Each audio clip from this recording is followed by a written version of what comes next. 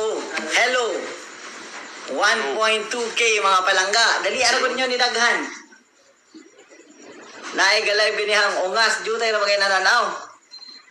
Kumusta mo? Ha? Anyway, maghulata sa uban or padayo na ta?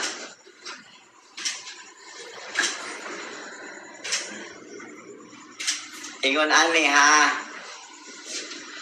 Kumusta mo mga palangga? Ni-live ko karon kay tinuod we saw a letter gikan sa DILG kabahin sa smooth transition kay gideklarar man si Digamo sa COMELEC kay dumadaog. Pero gisulti po dito sa letter na naapamana siya yung mga issues and legal remedies. So, dili buot pasabot nga tungod sa atong sulat, pwede nila ipugos ang ilang kaugalingon pag-instalar diri sa Kapitolyo. Munang ni-live ko karon kay manawagan ko sa tanan sa atong kapulisan nga dili kulayhan nga naay gubot nga mahitabo. Kabalo naman mo kinsay tinuod nga isog dili serious ganina isog-isog siya hasta kaap iya panghilabtan. Kinsa man as Ruel magbuot sa kaap nga ang kanang kaap kanang helicopter kanang eroplano that's under the national government. Siya usa ka civilian or gibutang na to giproklamar pa siya unsa siya din ha. Malokal official kag maon sa you can never command the national government. Munang ikaw Ruel ayaw buot-buot anang kaap kay wala kay labot sa kaap. Ako po. Wala po kay kalibutan. Ito pong mga video na to na pronouncement nitong si Congressman Arnie Tevez. Isa po to sa mga tinitingnan ngayong mga anggulo no ng ating mga ibang kababayan no. Tinitingnan po nila, sinasabi nila kesyo ito daw yung mga ebidensya na di umano na itong si Kong Tevez ang mastermind. Naniniwala po ba kayo doon mga kababayan? Yung aircraft, no? Parang ayaw pasagad. Kunya, ganina po, kadugo, isog-isog ka. Ayaw pa isog-isog, hinunong ka sa una, gihagit ikaw og sumbagay, wa magani ka musukol, di ba? Ayaw. Og tinuod kang isog, tingnan ako, lahat ka, sumbagay ka, okay ra. Pero ayaw pag inisog, dili mo tinuod nga isog. Wala mo guna siya lami. So kita mo yaw-yaw, yung mag-atubang na ta, maramog mga pisong na nabasa. Dili na siya mo'y mao. Ingon ani, guys, surya namin sa ako igsoon. Og tinuod yun nga nanay legalidad nga bisag kami ni daog ibutang ming pildi, walay problema. Ako mismo may mo panaog sa akong igsoon. Ha? Wala man may nadalo sa pwesto ang amora. Kami mo'y klarong daog sa eleksyon, but ang COMELEC, amot unsay nahitabo ni George Garcia, yang gi-deklarar nga mao ni. So, pero ang smooth transition, dili man na siya pwedeng karon dayon. At sige, atong iputang nga kuan.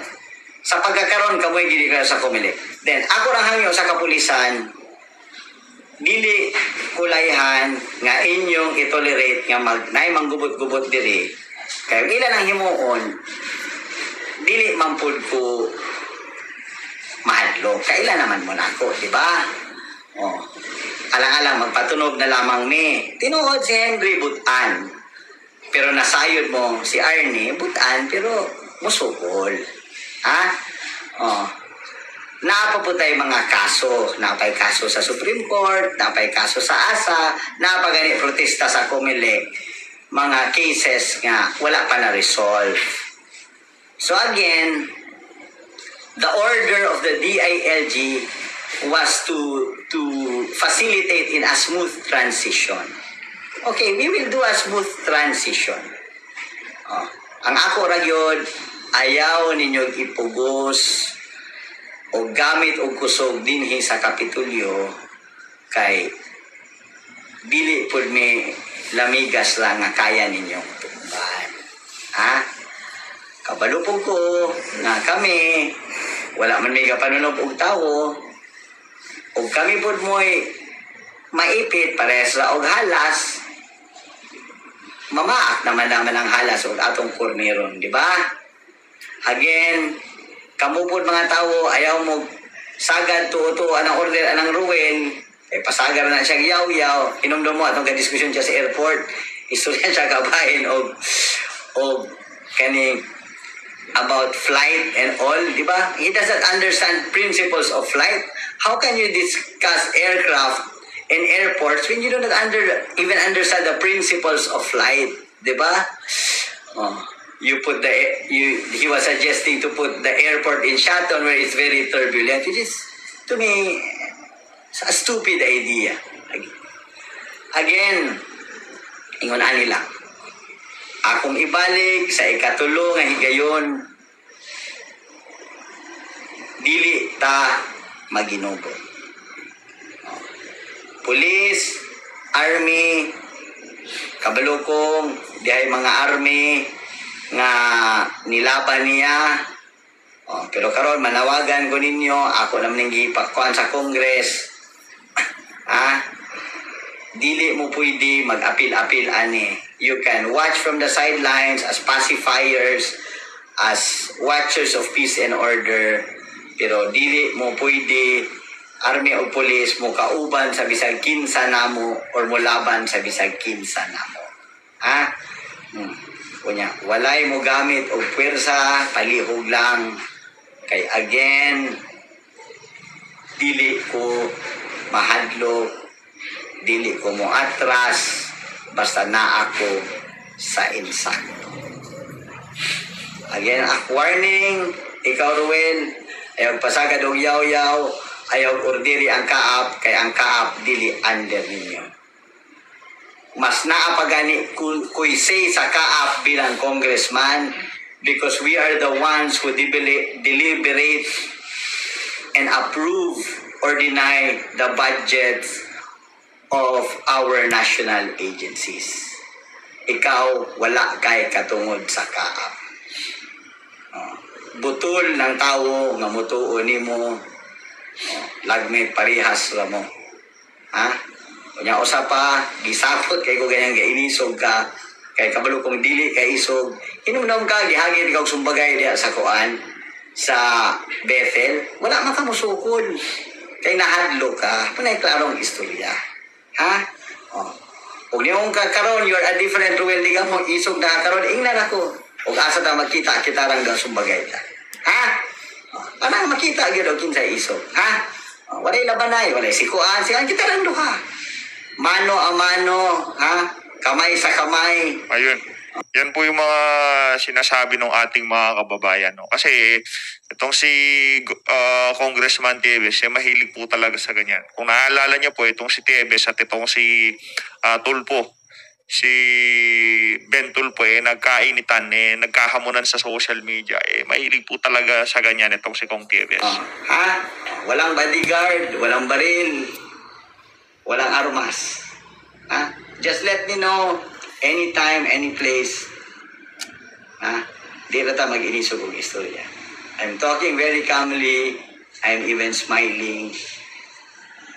And I'm just telling the public that there is a process to everything.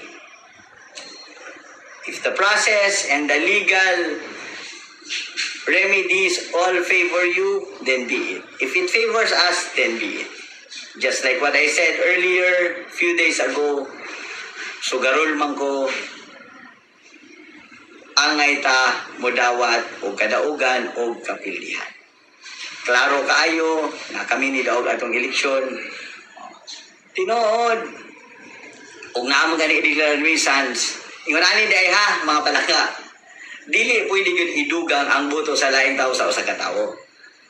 Katong Ruel nga Aryo, ang iyang boto lang idugang nimo ka Aro, di ba?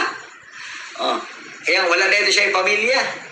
Kunya og mayon ta nga nauwat ang tawo sa Negros Oriental, samaras niingon ta nga 40,000 ka tawo sa Negros Oriental butol, di ko kumutuo. Ako yung dipinsaan ang Negrosanon. Dili kumutuong nabutol ang 40,000 ka tawo nga nibutar sila sa dili nila mao ilang ginabugibutaran. Basig day ubang nasayop mga tulo ka buok duha pero dili mahitabo nga imo inoy nga butol ng 40,000 ka tawo sa Negros Oriental nga nibutar siya ni Greco Digamo nga Ruel Anganga kunya ang iya dayang tinuod nga gigustong butaran si Ruel dili na siya moy mao. And a candidate who gets more than 40,000 votes can never be declared a nuisance candidate, no?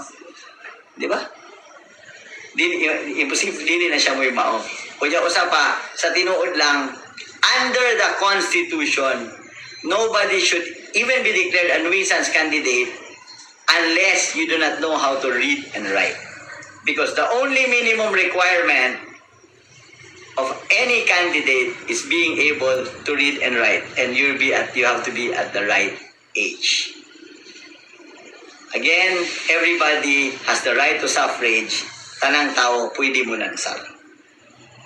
Basta kabalo mo sulat o kabalo mo basa o naasa sa komunidad. Again, maura to mga palangga, mga pulis, mga ahensya sa gobyerno, ato ning bahigon og maayo ug katong mga opisyal mga kuas kapitolyo ayaw sa magpasagad to order kay ang gapungko pa karon si Governor Henry Perez.